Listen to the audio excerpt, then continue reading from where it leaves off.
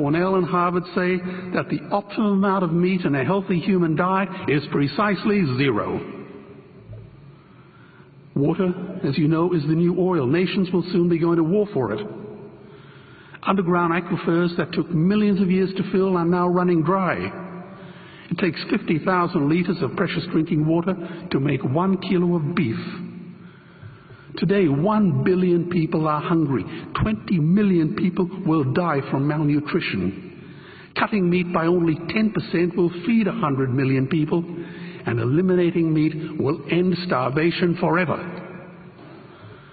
If everyone ate a Western diet, we would need 2 planet Earths to feed us. We've only got one, and she is dying.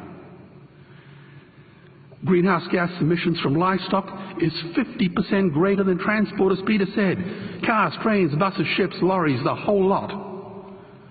And as I travel around the world, I see poor countries who sell their grain to the West while their own children starve in their arms.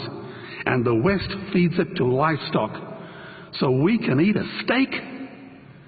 Am I the only one who sees this as a crime? Believe me, every morsel of meat we eat is slapping the tear-stained face of a hungry child.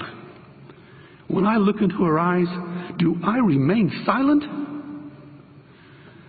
The earth can produce enough food for everyone's need, but not enough for everyone's greed. We are facing the perfect storm. If any nation had developed weapons that could wreak such havoc on the planet, we would launch a preemptive military strike and bomb it back into the Bronze Age. But it's not a rogue state, it's an industry. The good news is we don't have to bomb it. We can just stop buying it. Sir George Bush was wrong. The axis of evil does not run through Iraq, Iran, or North Korea. It runs through our dining tables. Weapons of mass destruction are our knives and forks. Our proposition is the Swiss Army knife of the future. It solves our environmental, water, human health problems and ends cruelty forever. The Stone Age didn't end because we ran out of stones.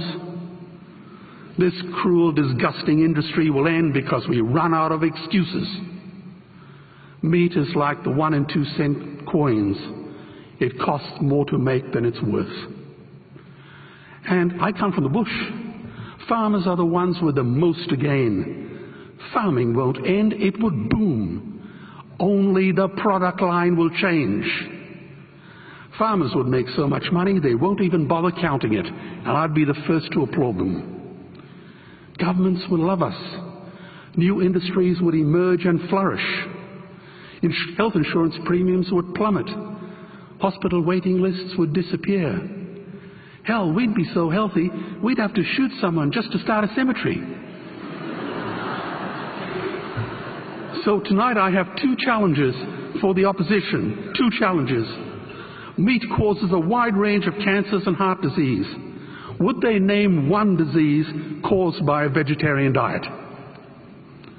And 2, I'm funding the Earthlings trilogy.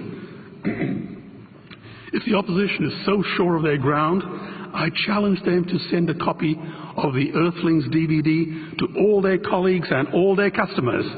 Go on, I dare you.